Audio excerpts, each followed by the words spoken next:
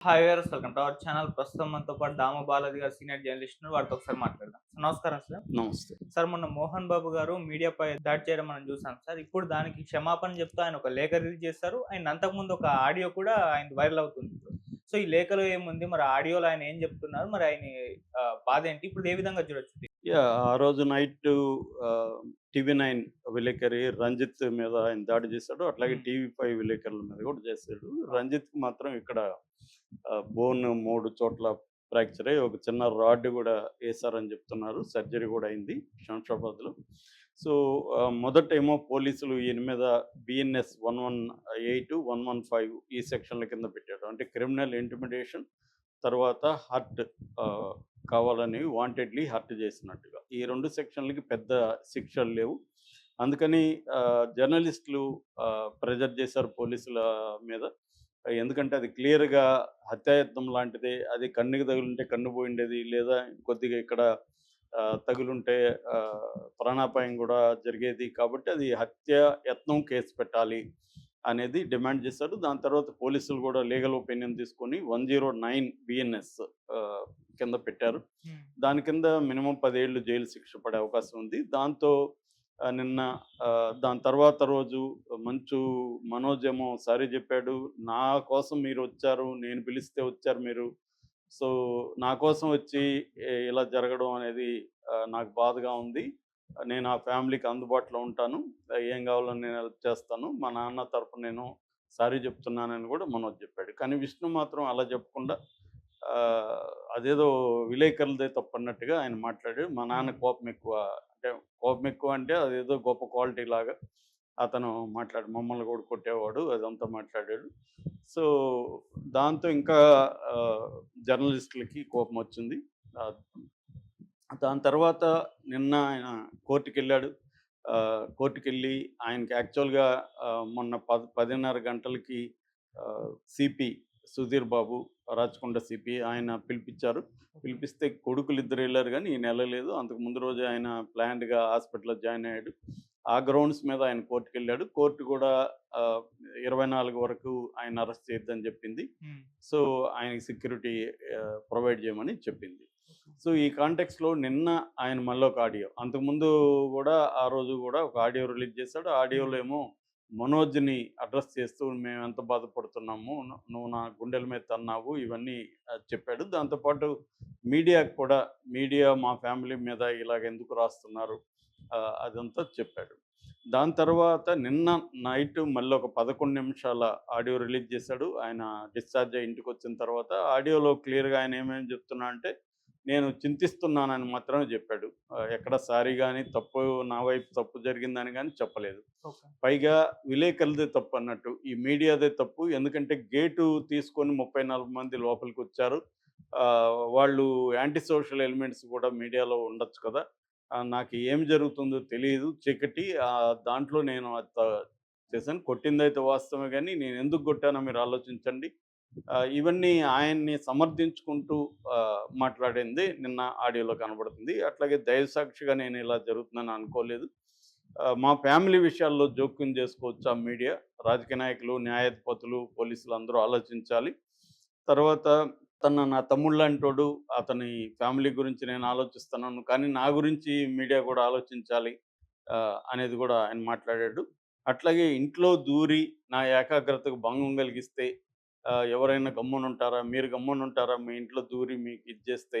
నేను బయట గాని చేసుంటే నేను నాది తప్పని చెప్పేవాడిని. గేట్ హ్మ్. లోపలికి వాళ్ళు వచ్చారు కాబట్టి, డిస్టర్బ్ చేశారు కాబట్టి నేను కోపంగా ఇచ్చేసాననేది ఆయన ఎక్స్‌ప్లనేషన్ ఇచ్చుకున్నాడు తప్ప సారీ చెప్పలేదు. ఓకే. దాంతో ఈయన ఇంకా సమర్థించుకుంటున్నాడు అన్న యాంగిలే బయటకొచ్చింది. దాని తర్వాత మరి నిన్న మళ్ళీ వాళ్ళు ఆలోచించుకున్నారా? లీగల్ అడ్వైజ్ ఏమన్నా వచ్చిందా? ఆయనకి తెలీదు గానీ ఒక లేఖ అయితే రిటర్న్‌గా రిలీజ్ చేశారు. హ్మ్. అదేందంటే ప్రత్యేకంగా రంజిత్‌కి, టీవీ9 యాజమాన్యానికి, టీవీ5 యాజమాన్యానికి ప్లస్ మీడియాకి ఇన్ జనరల్‌గా సారీ చెప్తూ నేను I I render my apology అనేది ఆయన క్లియర్‌గా చెప్పాడు. ఐ రిగ్రెట్ అని చెప్పాడు. దాంట్లో గూడా మళ్ళీ ఒక వాక్యం ఏముందంటే 30, 40 మంది గేట్లు తీసుకొనొచ్చారు అనేది ఉంది. ఓకే. నిజానికి 30, 40 మంది గేట్లు తీసుకొని వెళ్ళడం అనేది క్లియర్‌గా అబద్ధం. ఎందుకంటే మనోజ్ తీసుకెళ్ళాడు వీళ్ళని. మనోజ్ ఎందుకు తీసుకెళ్ళాడంటే మనోజ్ వాళ్ళ 7 మంత్ పాప అక్కడ ఉంది. మనోజ్‌ని రానీయకుండా విష్ణు అక్కడ ఒక 40 మంది బౌన్సర్‌లను పెట్టాడు. కాబట్టి మనోజ్ తన పాపను తీసుకురావడానికి మనోజ్ అండ్ మౌనిక దంపతులు అక్కడికి వెళ్లారు. హ్మ్. మనోజ్‌కి ఉన్న ఐడియా ఏందంటే ఆల్రెడీ తన బౌన్సర్‌లని తరిమేశాడు. మంచు విష్ణు తన బౌన్సర్‌లని అక్కడ పెట్టుకున్నాడు కాబట్టి మనల్ని రానీయరని చెప్పి ఏదన్నా తన మీద ఏమన్నా దాడి జరుగుతుందేమో అన్న భయంతో మనోజ్ మీడియాని రమ్మన్నాడు. హ్మ్. మీడియా గూడా మనోజ్ కోసం వెళ్ళింది. వెళ్ళినప్పుడు మనోజ్‌ని రానీయకుండా అక్కడ బౌన్సర్లు అడ్డుకున్నారు. ఆ క్రమంలో అతని షర్ట్ కూడా చినిగింది. దాంతో అతను గేట్‌ని గట్టిగా తోసుకొని వెళ్ళాడు. మీడియా కూడా అతనితో పాటు వెళ్ళింది. అంటే ఓకే. మనోజ్ పిలిస్తేనే మీడియా వెళ్లారు. అది చాలామందికి తెలియకుండా మీ ఇంటికి మీడియా వచ్చి మీ ఇంట్లో మైక్ పెడితే ముఖంలో మైక్ పెడితే కొట్టరా అని అడుగుతున్నారు. హ్మ్. ఇది కాంటెక్స్ట్‌ని చెప్పి పూర్తి కాంటెక్స్ట్ వాస్తవాలు చెప్పి నువ్వు ప్రశ్నేయాలి తప్ప, నువ్వు దాన్ని వక్రీకరించి మీడియా ఎందుకు పోతుంది? ఇన్ని రోజులు మరి ఎందుకు పోలేదు? ఇప్పుడెందుకు పోయింది మీడియా? మీడియాకేం పని? మోహన్ బాబు ఇంటికో, ఇంకొక ఇంటికో గేట్లు తీసుకొని మీడియాకి అవసరం ఏముంది? ఎవరింటికైనా మీడియా ఎందుకెళ్తారు? మా ఇంటికి ఇప్పటివరకు మీడియా రాలేదు. హ్మ్. అట్లాగే పోనీ సెలబ్రిటీలకి మీడియా ఎళ్తుందంటే, ఏ సెలబ్రిటీకి ఇంటికి ఇప్పటివరకు మీడియా అలా లోపలికెళ్ళి ఇచ్చేసింది? అవును. వాళ్ళ ప్రాబ్లమ్‌ని బయటికేసుకున్నారు. అది క్రిమినల్ అయింది. సివిల్ కేస్ కాస్త క్రిమినల్ అయింది. మీరు కంప్లెయింట్లు ఇచ్చుకున్నారు. ఇచ్చుకున్నప్పుడు ఒక పబ్లిక్ పర్సన్‌కి సంబంధించిన విషయాలు ఖచ్చితంగా మీడియాలో చర్చకొస్తాయి. ఓకే. అట్లాగే మనోజ్ తన సెక్యూరిటీ కోసం మీడియాని అడిగాడు. మీడియా వెళ్ళింది.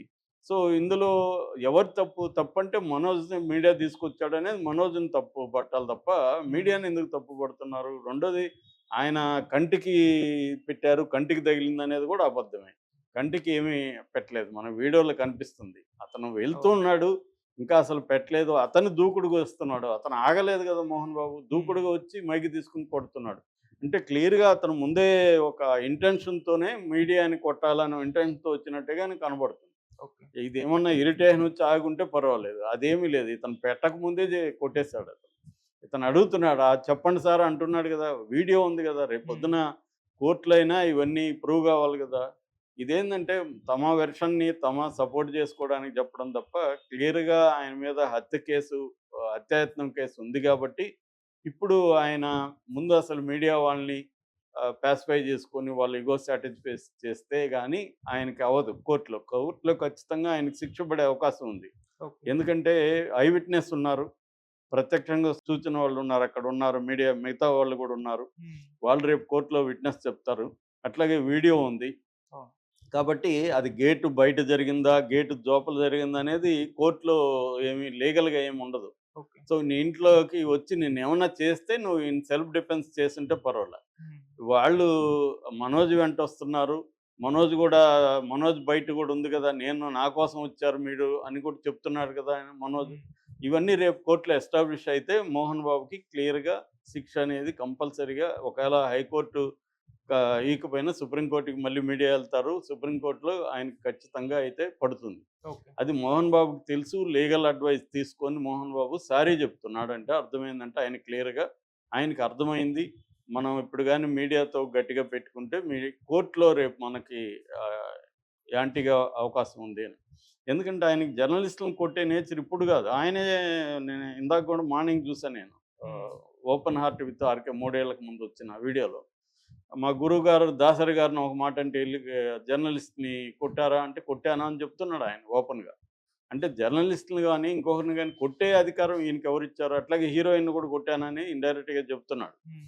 ఆయనే ఆయనే కన్ఫెస్ చేస్తున్నాడు. అవును. అంటే ఒక తప్పు చేస్తే కొడితే, ఈయన తప్పు చేస్తే ప్రొడ్యూసర్ కొట్టొచ్చా? ఈయన రేపు హీరోగా ఉన్నాడు. ఒక తప్పు చేస్తాడు. ప్రొడ్యూసర్‌కో, డైరెక్టర్ ఈయన్ని కొట్టే హక్కు ఉంటదా? సో, నేను డబ్బులు పెట్టానంటే, డబ్బులు నువ్వు పెడితే నీకు వాళ్ళని కొట్టే హక్కు ఉంటదా? వాళ్ళేమన్నా బానిసలా? ఒక తప్పు చేస్తే దానికి లీగల్‌గా చట్ట ప్రకారం చర్య తీసుకోవాలి తప్ప, నేను కొడతానంటే కొట్టినప్పుడు మరి లీగల్‌గా అనుభవించాలి. ఇప్పటి వరకేందంటే ఆయన మీద ఎవరు కూడా లీగల్‌గా వెళ్లి గట్టిగా తగులుకోలేదు. ఓకే. అందుకని వీళ్ళందరూ బాలకృష్ణ గాని, ఈయన గాని ఇలాంటోళ్ళంతా ఎందుకు కొడుతుంటారంటే వీళ్ళకి చట్టం ఏమి మనల్ని చేయదు. హ్మ్. కోర్టులు మేనేజ్ చేద్దాం, చట్టాలను మేనేజ్ చేయగలిగే శక్తి ఉంది. పవర్‌లో ఉండేవాళ్ళు మనకు అనుకూలంగా ఉంటారు అని ఐ క్యాన్ అనే ఒక దురహంకారంతో జరగడం తప్ప ఇంకా వేరే కారణం ఏమీ లేదిక్కడ. సో, ఇక్కడ చాలామంది మీడియా అతి గురించి ఖచ్చితంగా మీడియాలో అతి ఉంది, నో డౌట్ అది. ఓకే. కానీ ఈ పర్టిక్యులర్ సంఘటనని విశ్లేషించేటప్పుడు నువ్వు జనరల్ విషయాలు తీసుకొచ్చి ఇక్కడ పెట్టకూడదు. మీడియా అతి ఉందా? లేదనేది వేరే చర్చ. ఈ పర్టిక్యులర్ దాంట్లో మీడియా అతేమీ లేదు. మీడియా మనోజ్ పిలిస్తే వెళ్ళింది.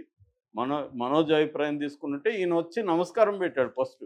పెట్టినప్పుడు ఎవరన్నా ఏమనుకుంటారు? ఈయన మాట్లాడతాడేమో అనుకోని చెప్పండి సార్ అన్నారు. ఓకే. అదేం తప్పు అక్కడ? హ్మ్. ఆయన ఇంట్లోకి ఏమన్నా ఎళ్లారా? లేదు గదా! ఆయన గదా బయటకొచ్చాడు. సో, క్లియర్‌గా ఆయన తప్పుంది. దాన్ని కప్పిపుచ్చుకోవడం కోసం ఏదో ట్రై చేశారు నిన్నంతా. కానీ మీడియా ఇది లేకపోయేసరికి లీగల్ అడ్వైస్ తీసుకొని ఆయన సారీ చెప్పినట్టుగా అర్థమవుతుంది.